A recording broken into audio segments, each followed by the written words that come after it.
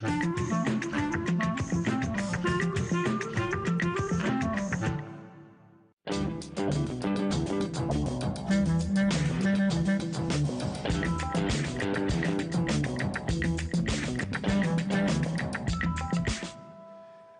à tous, bienvenue, c'est l'heure de Parlement Hebdo. La dernière de l'année, on refait l'actualité politique et parlementaire, 45 minutes. Bonjour Katia. Bonjour Mickaël. Et dans l'actualité cette semaine, l'une des conséquences des résultats des élections régionales, c'est d'une part l'affirmation de la ligne politique du gouvernement, il n'y aura pas d'inflexion à gauche, mais un plan d'urgence pour lutter contre le chômage. À droite, par contre, malgré la victoire, les couteaux sont déjà de sortie. Objectif primaire. Main tendue ou tactique en vue pour 2017, François Hollande et Manuel Valls ont jeté des ponts vers la droite. Ils veulent une recomposition politique large, peut-être jusqu'à l'Union nationale. À droite, certains, comme Jean-Pierre Raffarin, se disent prêts à répondre à l'appel. Dans le reste de l'actualité, députés, sénateurs ont reçu par Manuel Valls pour faire le point un mois après l'instauration de l'état d'urgence, au moment même où le Conseil d'État se prononce contre la prolongation de cet état d'urgence. Et cette semaine, notre invité est Thierry Mandon. Bonjour. Bonjour. Merci d'être avec nous. Vous êtes secrétaire d'État chargé de l'enseignement supérieur et de la recherche. Alors, nous avons une semaine politique et parlementaire très chargée pour vous. On commence au début. On commence surtout par un petit rappel, celui des résultats des élections régionales. Voici la nouvelle carte de France des régions. Les Républicains remportent 7 régions, dont l'Île-de-France et la Normandie. Après la vague rose de 2010, la gauche doit cette fois se contenter de 5 régions. Pas de victoire pour le Front National. Malgré cet échec, le FN signe son record historique en nombre de suffrages, Katia. Oui, Mickaël, et lundi, c'est parti avec un appel au changement général.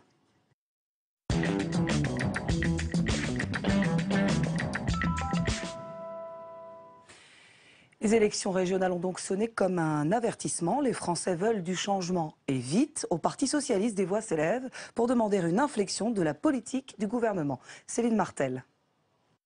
Au lendemain des élections régionales, le Parti socialiste réunissait hier soir son bureau national. Un seul débat à l'ordre du jour, quelle ligne adopter pour reconquérir les Français? Le premier secrétaire Jean-Christophe Cambadélis réclamait plus d'efforts pour lutter contre la précarité. Pour Martine Aubry, la priorité c'est l'emploi. Et je pense que s'il y avait eu des résultats en matière d'emploi, toutes les angoisses des Français, les colères même face à la situation, n'auraient pas réagi de la même manière par rapport aux attentats, par rapport aux réfugiés, qui à l'évidence ont joué parce que l'angoisse était là, parce que la colère était là. Les députés frondeurs sont venus rappeler leurs solutions en faveur du pouvoir d'achat. Une vraie politique de pouvoir d'achat peut encore être menée dans les 18 mois qui viennent. On peut utiliser le levier fiscal, on peut baisser la CSG, on peut avoir des effets très rapides sur la feuille de paie si on décide de le faire et si on se donne les marges de manœuvre. Donc une chose est de parler d'inflexion, un soir d'élection, autre chose est de faire des vrais choix. Si on veut faire des vrais choix, nous serons aux côtés du Premier secrétaire et du gouvernement. Le soir même, Manuel Valls promet des annonces sur l'emploi en janvier et un grand plan pour la formation. Une des caractéristiques du chômage en France, c'est que cela concerne d'abord des chômeurs qui ne sont pas qualifiés. Donc Myriam El Khomri, la ministre du Travail, est en train de préparer un plan massif de formation pour les chômeurs. En attendant, rue de Solferino, on tente de créer l'unité. 1 an et demi avant le scrutin présidentiel, Jean-Christophe Cambadélis souhaite rassembler les forces de gauche autour d'un mouvement baptisé Alliance populaire. Thierry Mandon, tout le monde demande des changements de toutes parts, mais on a l'impression que le gouvernement ne les entend pas. Est-ce qu'il est sourd à ces appels? Non, je ne crois pas que le gouvernement soit sourd à ces appels. La meilleure preuve, c'est que de ce week-end, le gouvernement va travailler un fameux nouveau paquet de mesures en direction de l'emploi et des chômeurs. Avec un séminaire. Exact, avec un séminaire des ministres consacré à ce sujet. Donc il n'y a pas d'autisme, bien au contraire. Mais il y a un programme précis, vous avez un programme précis? Oui, enfin, en revanche, il y a une orientation précise. Soit le débat porte sur un éventuel changement de ligne. Et moi, je ne crois pas à cette solution-là. Je ne crois pas à cette solution-là. D'abord, on ne change pas de ligne au bout de 4 ans d'un quinquennat, dans la dernière année. La ligne qui a été choisie depuis le début, elle est très simple. C'est pas que c'est plus compliqué que ça. C'est à la fois on muscle l'offre, on aide les entreprises, et en termes de droits sociaux, on consolide un certain nombre de droits, la retraite à 60 ans pour les longues carrières. Enfin, je ne rentre pas dans le détail. Oui. On essaie de tenir ces deux. Et je pense vraiment que cette ligne-là est la bonne. En revanche, ça ne veut pas dire qu'il n'y a pas des questions d'efficacité des politiques publiques. Vous pouvez avoir une bonne ligne et finalement, les mesures être trop longues dans leur mise en œuvre. C'est le cas. C'est le cas. C'est absolument le cas sur un certain nombre de sujets. Deuxièmement, vous pouvez solliciter un certain nombre de partenaires et les interroger sur l'engagement concret qu'ils mettent en œuvre au regard de ces mesures. Je pense, pour être très direct, au patronat et aujourd'hui, sans parler même de contrepartie, mais à son attitude au moment où la reprise apparaît, on va être à 1% de croissance cette année. Est-ce qu'en termes d'embauche, ils ne peuvent pas anticiper les choses, ils ne peuvent pas aller plus vite, ils ne peuvent pas prendre quelques risques au moment où la puissance publique enfin, il y a donc dans la mise en œuvre un sujet d'efficacité. Et pourtant la réponse... C'est pas un sujet de ligne, c'est un sujet de mon point de vue, de machinerie qui n'est pas assez efficace. J'en viens à ma question. Les Français, ce qu'ils vous ont dit, c'est peut-être que cette ligne, ils l'apprécient, mais il y a un énorme cri de colère.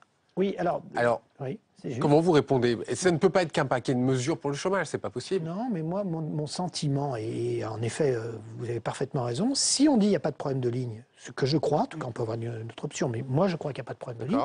En revanche, il y a deux problèmes. Il y a un problème d'efficacité des politiques publiques, on vient de s'en dire un mot, et il y a un deuxième problème, il y a un problème de distance des gouvernants par rapport aux gouvernés.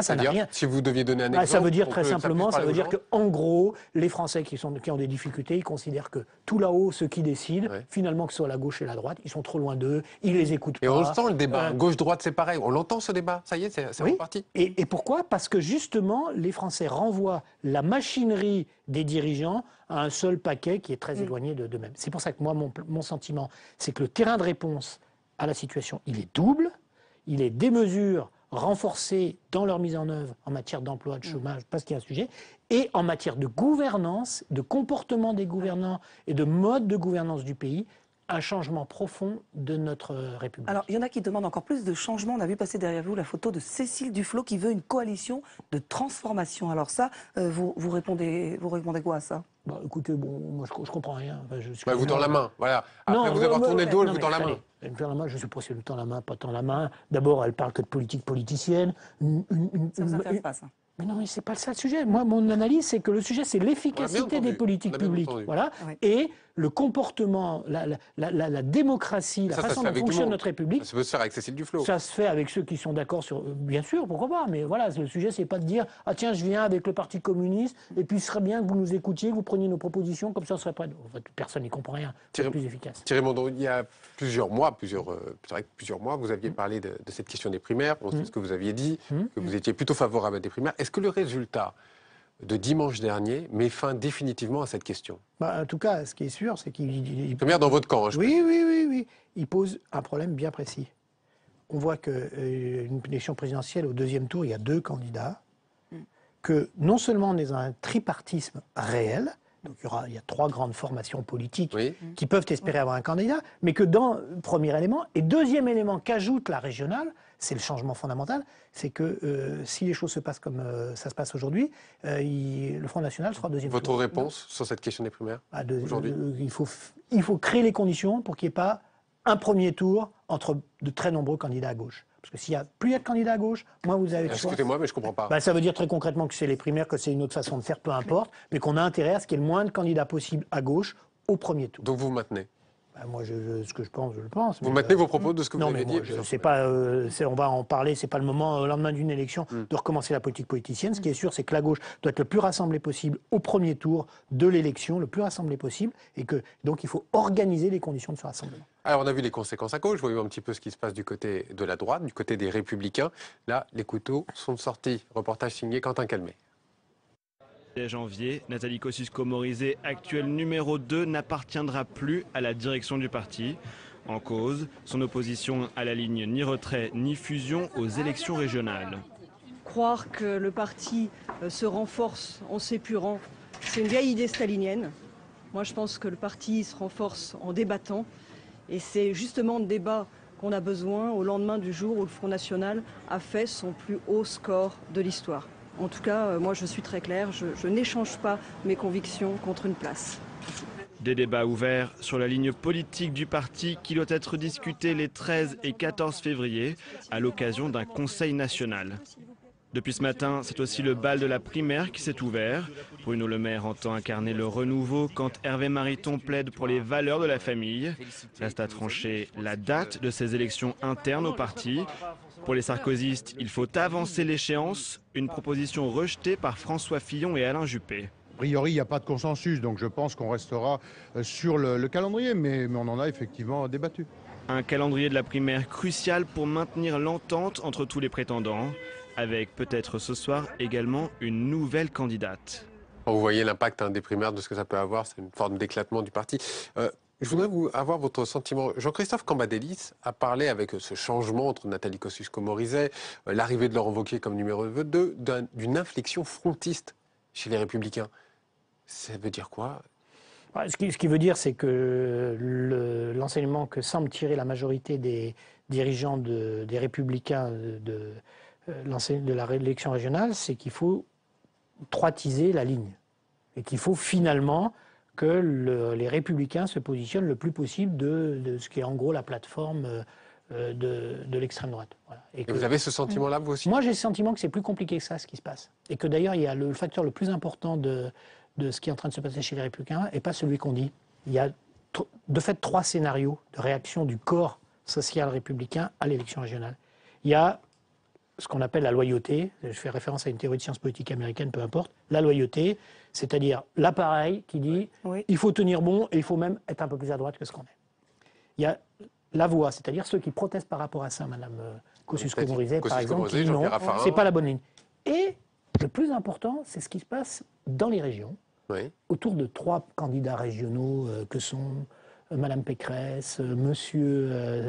Estrosi et Xavier Bertrand, qui est la sortie. C'est-à-dire qu'on assiste pour la première fois dans l'histoire politique à l'autonomisation politique de présidents de grandes régions fraîchement élus. Comme si eux, ils disaient non, mais ce qui se passe à Paris, c'est pas mon affaire. Moi, voilà comment je vais faire dans ma région. Et Mme Pécresse nous explique ça. Et M. Bertrand nous explique ça. C'est bien, c'est mal? Mais c'est une mutation profonde de la vie politique. Ça veut dire quoi? Ça veut dire que pour la première fois, vous avez des grands élus, ces 3-là sont des élus à dimension nationale, qui disent « moi, je ne fais pas partie de la scène nationale, je suis un élu d'une partie du territoire, et ma ligne politique, elle est plus complexe que les débats parisiens ». C'est-à-dire que finalement, il y a une critique implicite de l'organisation de la vie politique à droite qui se fait par la sortie du débat national de grands leaders nationaux. On va y revenir, on va reparler de Xavier Bertrand, de ce qui se passe dans les régions, mais d'abord on repart mardi du côté de la gauche avec des questions sur une éventuelle recomposition.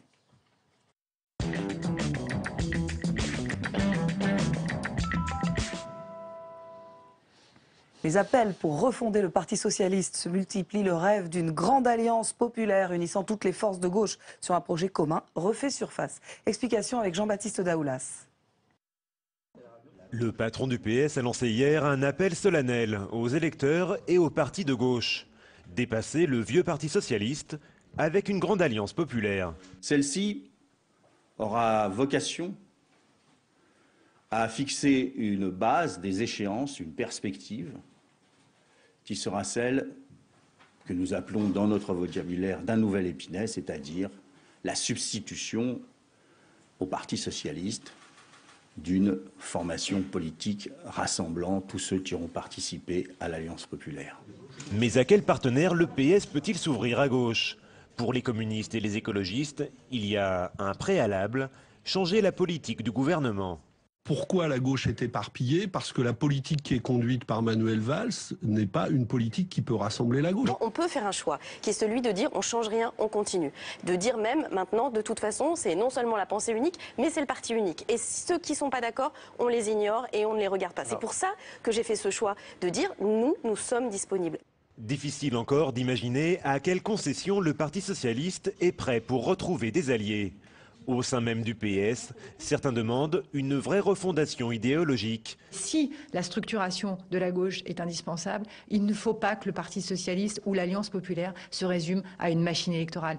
Face à la montée du FN, une alliance des forces de gauche dès le premier tour semble aujourd'hui indispensable pour ne pas être éliminé en 2017. Voilà, Thierry Mandon, il y a cette petite musique qui monte et chacun y va de son idée, avec même une union nationale gauche-droite. Certains y voient un projet machiavélique pour éliminer le Front National. Vous dites quoi? Est-ce que c'est le bon moment de faire ça? Est-ce que c'est possible? Vous dites quoi? Moi, je pense qu'il ne faut pas s'occuper de la cuisine. On s'en occupe trop après cette élection. Il faut s'occuper du menu. Qui s'en occupe trop? Ça, c'est de la cuisine. De manière générale, le débat politique porte essentiellement qu'est-ce que la gauche doit faire avec la droite? À l'intérieur de la gauche, est-ce que X doit se mettre avec Y? Enfin, tout ça. Excusez-moi, monsieur Bourdon, mais c'est le président de la République, Emmanuel Valls, qui ont mis ça sur la table. Non, c'est autre chose. Non, c'est pas du tout mis ça sur la table. Eux, ils ont dit, et ils ont raison, il y a un problème d'efficacité des politiques publiques. On prend l'emploi, par exemple. Oui. On est obligé de reconnaître qu'on n'a pas de résultats suffisants. S'il y a des bonnes idées ailleurs que chez nous, on est prêt à les entendre et on est prêt même à travailler avec ceux qui nous font des propositions. Donc, pas mettre ça sur la table. Ça, c'est pas de la cuisine, c'est pas recomposer la scène politique, prendre tel parti, le mélanger avec tel autre. C'est un débat politique normal qu'on a oublié ces dernières années, qui doit se faire au Parlement. Alors Jean-Christophe Cambadélis, quand il parle de Belle Alliance, l'Alliance populaire... Oui, dans son rôle, il est patron du Parti socialiste. C'est normal que lui y réfléchisse. Mais c'est quoi les propositions concrètes autour desquelles il faut rassembler? C'est quoi en termes de ligne économique? C'est quoi en termes de politique pour la jeunesse? C'est quoi en termes de chômage? C'est trop tôt, visiblement. Mais c'est ça le sujet. C'est que c'est pas en prenant des carottes et des navets, vous faites forcément un bon potage. Voilà. Il faut quand même avoir à l'esprit les ingrédients qui font que les choses prendront. Et ces ingrédients, c'est des politiques publiques pour l'emploi, pour la jeunesse, pour la recherche, pour l'éducation, qu'il faut définir beaucoup plus précisément et beaucoup plus efficacement. Mais vous dites que toutes les bonnes idées sont bonnes à prendre, y compris à droite, au centre. Vous pensez à qui, par exemple? Je pense que le problème de la vie politique, c'est les certitudes. Chacun défend son projet comme s'il avait la solution miracle pour répondre au problème du chômage, et en même temps, c'est ce que voient les Français. Ça fait 20 ans qu'il n'y a que des professeurs miracles qui produisent des résultats qui sont tout sauf miraculeux. Donc, un peu plus de modestie, un peu plus d'écoute de la société, d'écoute des chercheurs, des scientifiques qui connaissent ces sujets, d'écoute des autres formations politiques, et un peu plus de fabrique collective des politiques publiques pour qu'elles soient plus efficaces. Il y avait un engagement dans la vie politique, comme vous dites, c'était l'engagement de François Hollande sur un peu plus de proportionnel, une petite dose de proportionnel à l'Assemblée nationale pour ouvrir justement le champ des possibles pour tous les partis politiques. Visiblement, un trop pédalage. Oui, mais on n'en est plus là. Quel que soit le candidat qui sera désigné président de la République en 2017, il y aura une législative ensuite, et vous verrez que la diversité des représentants élus par le peuple sera beaucoup plus grande que précédemment. Donc c'est pas possible maintenant, c'est possible plus tard, c'est ce que vous dites? Non, ce que je veux dire, c'est qu'il n'y a plus besoin de la proportionnelle pour mettre de la diversité dans l'Assemblée nationale. Ça se fera tout seul? Bien sûr, il suffit de regarder les résultats des élections régionales. Après, pas tout de suite, après 2017? Oui, ça avec le mode de scrutin actuel, vous aurez forcément, vous n'aurez pas une gauche et une droite, vous aurez forcément des élus d'extrême droite, ils sont 2 aujourd'hui à l'Assemblée nationale pour un peu plus de 500 députés, vous en aurez plus la prochaine fois. Donc la diversité, elle se fait, vu la structuration de la vie politique en 3 pôles, elle va se faire naturellement. Il y avait une image symbolique cette semaine, c'est celle de François Hollande et Xavier Bertrand ensemble dans le Nord-Pas-de-Calais. Là, c'est un signe quand même de rapprochement. Vous parliez tout à l'heure de prise de distance de la part des présidents de région. Ça va être un marqueur de ce quinquennat, de cette dernière année avant l'élection présidentielle? Mais moi, je pense que la vie politique française va changer beaucoup sous deux facteurs. Premièrement, l'exigence que le peuple a à raison d'efficacité des politiques publiques. Et deuxièmement, la régionalisation. Je pense qu'on ne mesure pas aujourd'hui ce qu'en tendance, l'existence de 13 régions avec des présidents élus au suffrage universel qui ont des compétences très importantes va modifier dans les équilibres politiques. C'est eux qui ont le pouvoir aujourd'hui? Dans les régions? Pas tout à fait, mais en tout cas, le pouvoir central et le pouvoir local, cet équilibre qui existait depuis des années va être profondément bousculé par l'émergence.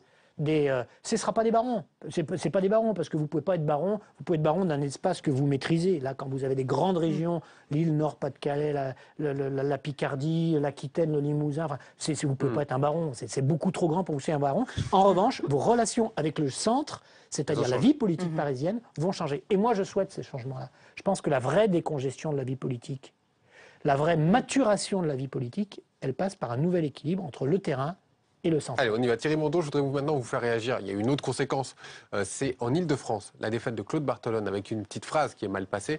Regardez ce reportage, on en parle juste après. Claude Barthelone, reconduit à la présidence de l'Assemblée, malgré sa défaite au régional. Le président était bien présent à la réunion de groupe, mais a soigneusement évité les caméras. Les députés PS ont validé son retour au perchoir par acclamation. Je crois qu'il est apprécié comme président de l'Assemblée nationale et ce matin, sa présidence n'a pas été mise en cause par personne. À huis clos devant les députés socialistes, Claude Barthelone a fait son mea culpa après ses propos sur la race blanche et Valérie Pécresse. Une formule mal calibrée, reconnaît le président de l'Assemblée. L'opposition ne lui pardonne toujours pas la polémique et réclame des excuses. Personne aujourd'hui ne peut imaginer qu'il remonte sur le perchoir comme si de rien n'était. Mais dans l'hémicycle, le Premier ministre a renouvelé sa confiance à Claude Barthelone. Les polémiques, elles sont derrière nous. Claude Barthelone a encore dit ce qu'il fallait dire ce matin sur le sujet. Il est président de l'Assemblée nationale et moi je veux ici répéter une nouvelle fois mon soutien et ma confiance en Claude Barthelone. Confirmé au perchoir, Claude Barthelone reste discret. Absent des questions au gouvernement pour raison de santé selon son entourage, c'est Laurence Dumont, la première vice-présidente de l'Assemblée, qui le remplace. Il devrait revenir à l'Assemblée en janvier. Claude Barthelone, c'est quand même l'un des personnages très important de la Ve République, en tout cas sur les institutions. En tant que président de l'Assemblée nationale, il sort très très abîmé de cette élection. Il a perdu la région. Plus que ça encore, non? Non, il est président de l'Assemblée nationale, c'est-à-dire qu'il est désigné par les députés. Il y a une majorité de députés qui considèrent que le fait qu'il ait perdu la région ne doit pas l'empêcher de continuer à présider l'Assemblée nationale. Donc, vous voyez les réactions de la droite. En revanche, lui-même l'a dit, les derniers jours de la campagne en Île-de-France, c'était pas terrible. C'est pas ça que les Français veulent. Il a perdu à cause de cette petite phrase sur la race blanche. Ça, je peux pas faire cette analyse-là. Je suis pas certain qu'elle l'ait beaucoup servi, cette phrase. Mais c'est sûr que les campagnes électorales, ça doit se passer sur des échanges programmatiques. Quelles propositions pour les transports en Île-de-France? Là, qu'il y ait des enjeux, des débats intenses, c'est très bien, mais il ne faut pas faire... Allez, on change un petit peu de sujet. Revenons justement au cœur de l'actualité parlementaire, puisque cette semaine, c'était aussi la fin d'un marathon budgétaire de 3 mois. Les députés ont intégré notamment les crédits destinés à renforcer les services de sécurité. 750 millions d'euros supplémentaires alloués à la lutte contre le terrorisme, comme l'a promis François Hollande. Ce budget pour 2016 contient aussi des baisses d'impôts pour des millions de foyers. Thierry Mandon, des moyens supplémentaires pour la police, la gendarmerie, la justice, les douanes, mais pas d'autres économies sur d'autres administrations. Quelle est la formule magique pour que tout cela tienne sans que le déficit ne s'aggrave? Je pense que... Ça paraît ambitieux. Oui, vous avez raison. D'abord, il y a des dépenses à caractère exceptionnel. À l'évidence, en matière de sécurité, de lutte contre le terrorisme, on n'est pas dans une période où il faut mettre un peu plus d'argent ici ou un peu plus de là, mais on est une période où on a des dangers nouveaux et où donc il faut qu'en termes de politique publique, on invente un nouveau paradigme, c'est-à-dire une nouvelle façon de protéger les Français. Et ça passe par de l'investissement. C'est pas seulement des règles, l'état d'urgence, mais c'est aussi de l'investissement pour sécuriser les lieux de transport, pour être plus efficace en matière de prévention. Donc, des dépenses lourdes. Celles-là, il faut les faire. Et d'ailleurs, il a été dit très clairement... Elles doivent s'inscrire dans la durée.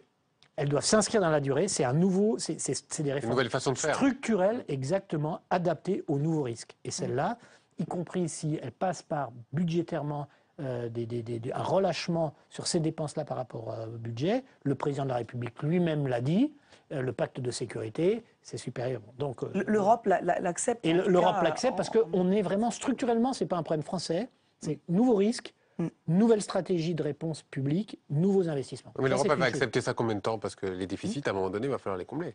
Oui, mais enfin, là, on parle de 0,1% du PIB.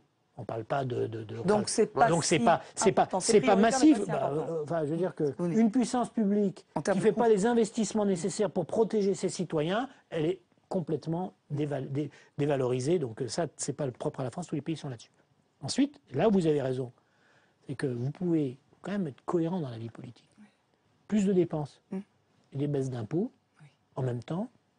Ça fait beaucoup. Ça fait beaucoup. Donc soit, comme cette année, on a un peu plus de croissance que ce à quoi on s'attendait, puisque finalement on va se diriger vers 1,1% de croissance du pays contre 0,7, 0,8 qu'on escomptait en début d'année, et ça crée des recettes nouvelles. Il faut en profiter aussi pour économiser peut-être. Alors, là il y a une stratégie, ces recettes nouvelles, soit tant mieux, ça fait baisser la dette publique, soit parce que vous avez des besoins nouveaux en matière de sécurité notamment, vous les réinvestissez. Donc en gros, c'est ça la stratégie budgétaire, mais ça ne peut pas durer des années. Thierry Mandon, on va passer au mercredi. L'Assemblée et le Sénat se penchent sur l'état d'urgence. Vous en avez parlé tout à l'heure.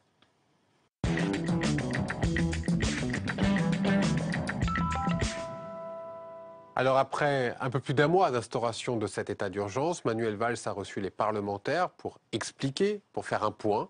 On regarde ce reportage de Cécile Cixous et on débat juste après. Éviter des perquisitions ou des assignations à résidence abusives, le Sénat contrôle de près l'état d'urgence.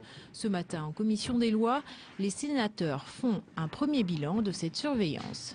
L'information nous est communiquée dans de bonnes conditions. Le gouvernement joue parfaitement le jeu. Coopération du gouvernement, les sénateurs ont aussi les pouvoirs d'auditionner des personnalités qui ont l'obligation de répondre. Après François Moulins, le procureur de Paris, et David Bénichou, le magistrat du pôle antiterroriste, les parlementaires comptent poursuivre leurs auditions à la rentrée. On fera des auditions dont une des journées sera consacrée aux associations qui s'occupent des droits de l'homme et aux avocats ou des personnalités qui sont contre l'état d'urgence. Enfin, la commission compte éclairer le gouvernement sur ses projets législatifs à venir grâce à ses travaux, ses réflexions et ses débats. C'est en fonction de ce débat que nous aurons à apprécier la prorogation éventuelle de l'état d'urgence au mois de février prochain et également l'opportunité de réviser la Constitution. Pour le moment, pas de contrôle commun avec l'Assemblée nationale. Le Palais Bourbon exerce aussi un contrôle de son côté. Le Conseil d'État s'est prononcé contre la prolongation de cet état d'urgence, en tout cas sur la durée de 6 mois. Est-ce que, selon vous, le gouvernement devrait suivre l'avis du Conseil d'État ? Son avis n'est pas aussi net que ça. À quelques nuances près, bien sûr. Non, mais c'est justement le problème. Bon, il y a 2 sujets sur l'état d'urgence. Il y a l'utilité de l'état d'urgence. Et de ce point de vue-là, un état d'urgence à la française, c'est-à-dire sous contrôle parlementaire, comme c'est le cas. Comme c'est le cas aujourd'hui, c'est pas l'état d'urgence classique tel qu'on l'entendait. Et ça, j'insiste beaucoup là-dessus. Oui. Non, mais ça, c'est très important parce que le fait que c'est soit utile, on l'a vu sur les perquisitions, ça va plus vite, ainsi de suite, et le fait que c'est soit sous contrôle des parlementaires pour voir s'il y a d'éventuelles dérives dans l'application, taper sur les doigts de ceux qui appliquent l'état d'urgence, c'est quand même bien. Bon, ensuite, deuxième chose, il y a l'idéologie de l'état d'urgence. C'est-à-dire, l'état d'urgence, c'est une utilité. C'est dans un moment précis, même si ça peut se prolonger, mais enfin, c'est dans un contexte précis, dans un moment précis. Avec une durée limitée. Selon des modalités précises, contrôle parlementaire, et avec une durée qui, forcément, est limitée. Est-ce que c'est 2 mois, 3 mois, 4 mois? C'est l'utilité qui doit dicter. Et quand vous parlez d'idéologie, ça veut dire que ça ne peut pas être la règle. Voilà. Si quelqu'un nous expliquait que c'est génial, l'état d'urgence, que c'est tellement bien qu'il faut que ça continue le plus longtemps possible, là, on ne marche pas. C'est une utilité dans un moment précis. Donc moi, je ne sais pas vous dire. Personne ne sait vous dire. Et d'ailleurs, Manuel Valls lui-même réfléchit sérieusement à ça. Quelle est la durée utile de l'état d'urgence? On en est encore à l'état de la réflexion. On en est surtout... Prise de décision. Oui, mais ce qui est très important, c'est que ceux qui décident de l'état d'urgence le décident parce qu'il est utile. Et il est encore utile à l'heure actuelle. À l'évidence, il l'est. Et d'ailleurs, les parlementaires que vous avez vus ici ne nous disent pas qu'il ne l'est pas. Mais ce qui est important, c'est ça, c'est d'interroger sans arrêt l'utilité de l'état d'urgence pour définir combien de temps il doit durer. Pas dire, c'est vraiment bien l'état d'urgence, ça nous permet de tout contrôler, enfin ce qu'on veut, ainsi de suite, parce que là, on bascule dans l'idéologie de l'état d'urgence, et ça, pour le coup, tout le monde, une bonne partie des élus seraient contre. Il y avait une autre proposition qui a été faite, celle de la déchéance de nationalité pour les binationaux. Il semblerait que le gouvernement fasse marche arrière sur cette question. Alors vous, que dites-vous? La mesure ne devrait pas aller plus loin? Je crois que je m'en tiens à la position du Premier ministre qui me semble très judicieuse. Il a dit qu'il faut regarder ça de près. Ce n'était pas une formule en l'air. La proposition qui a été faite par le président, c'est une piste qui avait été proposée par des partis politiques. Par le Front National. Par le Front National, mais pas que le Front National, vous l'avez dit, par des partis républicains. Donc le président a dit, écoutez, on va regarder, on va demander au Conseil d'État.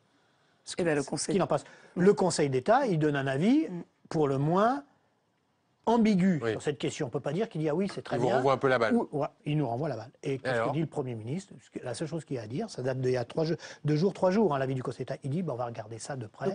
C'est exactement ce qu'il faut faire. Parce le gouvernement se donne le temps. Il y a des motifs qui plaident pour, en l'occurrence, le fait que des gens qui haïssent la France, on ne voit pas pourquoi ils demandent d'avoir la nationalité française. Voilà. Et il y a des difficultés très concrètes. C'est symbolique. Il ne faut pas donner le sentiment... Oui, mais au-delà de la symbolique politique, c'est-à-dire c'est une proposition qui vient de la droite. Symbolique, ça veut dire aussi que ça ne fonctionne pas forcément. Mais qu'il y a des gens qui considèrent que c'est toujours pareil. Il y aurait 2 catégories de Français que ce ne serait pas bien. Donc il faut regarder de près. Et avant de prendre une décision, il faut être prudent. Donc il faut regarder de près. Pragmatisme. On évoquait tout à l'heure les questions économiques, les questions de chômage. Il y a eu une petite phrase cette semaine qui a fait un peu de bruit, c'est celle de Gérard Longuet. Vous allez l'entendre, il dit que finalement les Français seraient un petit peu fainéants. Écoutez. La formation professionnelle, c'est indispensable. Ce qui compte le plus, c'est la motivation professionnelle. Nous avons des Français qui ont des poils dans la main, il faut le savoir. C'est-à-dire que c'est trop dur, c'est trop loin, c'est pas ce que je veux. Vous comprenez, moi j'étais formé pour faire du théâtre et on me propose de faire du commercial. Ben non. Vous avez généralisé peut-être un tout petit peu? Pas tant que ça. Le poil dans la main, c'est une formule qui risque de rester alors? C'est une vérité. Une vérité. Tous les employeurs qui vous disent, il y a des jeunes qui viennent pointer chez moi et qui me disent surtout ne me proposez rien, j'attends plusieurs mois avant d'eux. Que dit le ministre? Bon, c'est des propos qui sont lamentables. Excusez-moi de vous le dire. Il commence sur la motivation, ce qui est un vrai sujet. C'est-à-dire que c'est quoi la motivation? C'est simple, c'est quelqu'un qui travaille, il doit être remercié parce qu'il travaille, rémunéré comme il convient, avoir des perspectives de carrière, être considéré. Enfin, il y a un ensemble de choses qui vont avec la motivation. Donc il commence par expliquer qu'il y a un problème de motivation. Ce que je crois, c'est-à-dire que des gens qui travaillent bien ne sont pas forcément rémunérés, n'ont pas forcément les carrières comme ils le méritent, ou considérés tout simplement comme ils le méritent, pour terminer par dire les Français sont des fainéants. C'est une farce. D'ailleurs, la meilleure solution, c'est évident. Pourquoi les investissements, la France est un des pays qui attire le plus d'investissements étrangers depuis des années. C'est pas parce que les étrangers, les grands groupes internationaux considèrent que les Français sont des fainéants. C'est au contraire parce qu'ils considèrent qu'ils travaillent bien. Vous n'avez pas l'impression que derrière, il y a une question aussi, vous savez, cette fameuse question sur l'assistanat? J'ai l'impression que derrière tout ça, c'est pas ce qu'il dit. C'est pas ce qu'il dit. Il dit les Français sont des fainéants. Ouais. C'est totalement, c'est faux. C'est pas faux, c'est faux idéologiquement et c'est faux dans les faits. Encore une fois, les investissements. La France est un des pays qui accueille le plus d'investissements étrangers chaque année parce que les entreprises étrangères considèrent que les Français travaillent bien. En revanche, moi, je trouve qu'il n'y a pas assez d'encouragement financier à l'investissement professionnel des salariés. S'il y a beaucoup de burn-out dans les entreprises, s'il y a tant de difficultés, il y a un problème de considération et de motivation financière, c'est très important. Les Français se considèrent effectivement pas considérés à leur juste valeur. Mais ils ne le sont pas. Et là, on revient sur ce qu'on a dit précédemment. Je pense qu'aujourd'hui, les lieux de décision se sont déplacés. Les lieux de décision dans l'entreprise ou dans le pays n'ont pas assez de considération pour la diversité de la société. Il y a un défaut de considération des individus, dont souffrent les individus en général de nos pays, dont souffre la jeunesse de notre pays, que c'est un des grands maux de notre République. Et ça veut dire qu'il faut changer le pouvoir, c'est-à-dire changer le regard de ceux qui décident sur la réalité de notre société. Eh bien justement, les temps changent, et notamment dans les régions. On parlait de ce nouveau pouvoir donné aux régions. Après sa victoire dans le Grand Nord, justement, Xavier Bertrand a choisi de quitter son poste de député-maire pour se consacrer pleinement à sa région.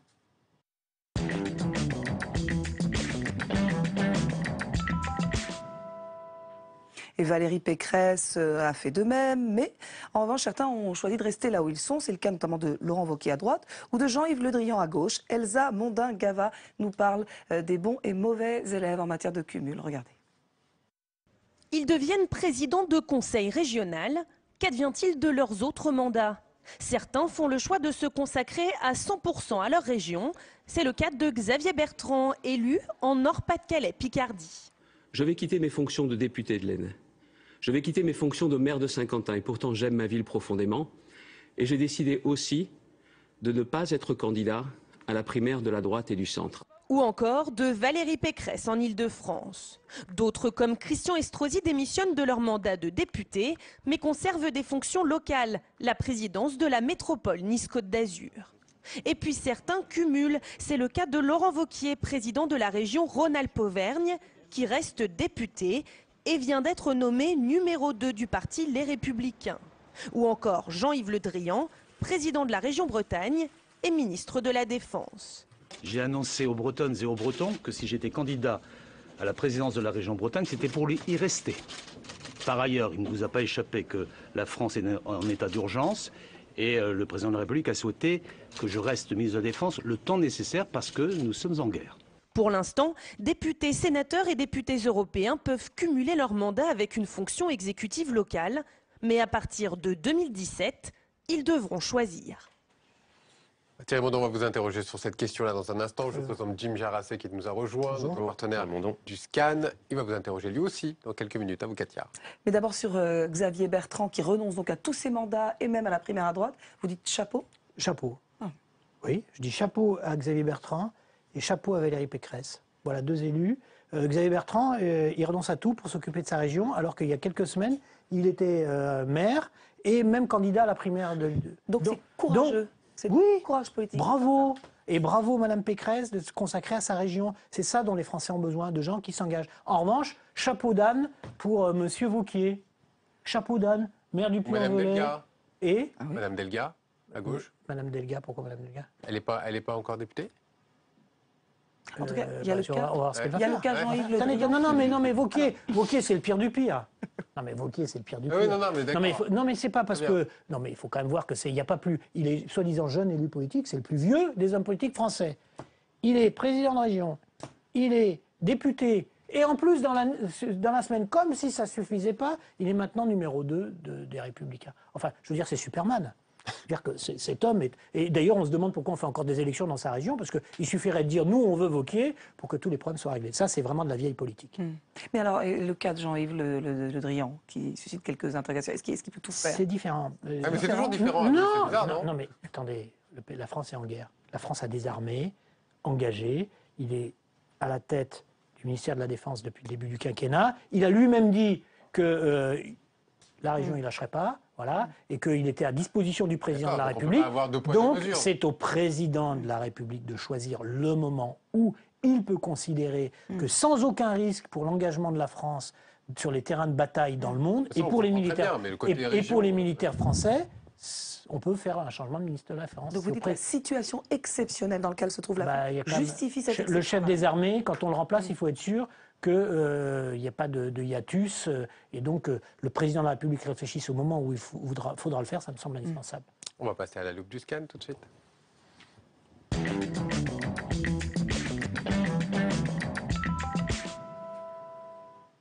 Jim, on vous laisse avec Thierry Mondon. Bonjour Thierry Mondon. On a fait le récap de la semaine politique. On va maintenant passer à l'année politique, puisque c'est la dernière émission de l'année. Si vous deviez résumer cette année politique très compliquée en un mot, quel serait-il? C'est une année charnière, au sens où, à la fin de l'année, la donne pour le pays n'a plus rien à voir avec le début de l'année. Et en gros, ce moment charnière, c'est d'abord un moment qui est lié au terrorisme, qui a frappé 2 fois, en début d'année et en fin d'année, notre pays. Et la vie politique, la vie démocratique, à la fin de l'année, ne peut plus être la même qu'elle l'était au début d'année. Donc c'est vraiment une année charnière de ce point de vue-là. Le génie politique de l'année, selon vous, Thierry Mondon? Vous pouvez répondre François Hollande, mais vous pouvez aussi répondre... Il peut répondre Xavier Bertrand. Le génie politique? Ou vous-même. Vous donner un nom, ça me semble pas simple. Moi, j'aurais plutôt tendance à dire une réforme. Je pense que c'est les nouvelles régions. La régionalisation, vous en avez parlé? Parce que c'est un génie. Pourquoi c'est un génie politique? Parce que ça va changer en profondeur, dans la durée, pas tout de suite, la vie politique française. On va être obligé de redécouvrir ou de découvrir ce qu'est une vraie régionalisation, décentralisation du pouvoir et un équilibre différent entre l'État central et ceux qui gèrent le terrain. Et je pense que c'est salutaire pour notre pays. Le mauvais génie politique de l'année, selon vous? La boulimie. C'est-à-dire? C'est pas un homme, là. C'est, si vous voulez un nom, Laurent Wauquiez. Voilà. C'est ceux qui sont... qui ont une telle image... Mais non, mais c'est pas lui. Mais lui-même, j'ai pas de problème avec lui. Mais les gens qui se considèrent tellement indispensables à la vie du pays qu'il faut qu'ils soient partout. Voilà. Ça, c'est bon, on n'en veut plus. Votre meilleur souvenir politique de l'année en tant que ministre? C'est matière de simplification, le programme que nous avons annoncé avec le président de la République autour d'un certain nombre de grands changements, permis de construire, feuilles de paye, qui seront tous en place à partir du début de l'année prochaine. Votre pire souvenir, évidemment, en tant que ministre, il y a eu des moments difficiles dans cette année 2015. C'est les attentats de ces dernières semaines qui ont touché dramatiquement le secteur dont je m'occupe, l'enseignement supérieur et la recherche, puisqu'on a eu pas loin de 40 victimes en région parisienne, dans les universités et dans la recherche française ou étudiant en Erasmus. Et ça a été un moment d'une douleur extrêmement profonde. Est-ce que vous avez eu un regret pour cette année 2015, quelque chose que, en tant que ministre, vous auriez aimé faire, ou peut-être pour votre camp politique? Oui, moi j'ai un regret, c'est que quand je m'occupais de simplification, j'essayais d'alerter tout le monde sur les dysfonctionnements du RSI, du régime du RSI qui touche les indépendants. J'avais proposé un certain nombre de mesures de simplification et qui auraient rendu ce régime plus efficace, et je n'ai pas été écouté comme je l'aurais aimé. Mais ça va être modifié, ça, non? Il faut, c'est une urgence absolue. C'est un régime qui fait beaucoup de mal à plein de gens, alors que dans son idée, il y a une bonne idée qui est pervertie par les conditions de sa mise en œuvre. Donc il y a quelques progrès qui ont été faits, mais ils sont insuffisants. C'est comme le regret de François Hollande à l'époque, quand il avait dit sur la TVA sociale, par exemple, qu'il avait éliminé du jeu après son élection en 2012. Ça fait partie aussi des regrets du quinquennat? Non, moi j'en ai un depuis le début du quinquennat. Je trouve qu'on a été un peu trop systématique sur la suppression le régime des heures supplémentaires, mais je l'avais exprimé, donc ça, j'ai pas changé d'avis. Je pense que ça a eu beaucoup de conséquences sur les petits salaires, voilà, et qu'on aurait dû protéger les petits salaires. Par quelque chose qui relève de la fabrique des politiques publiques. On croit trop au macro, on croit trop aux grandes idées qui vont tout régler.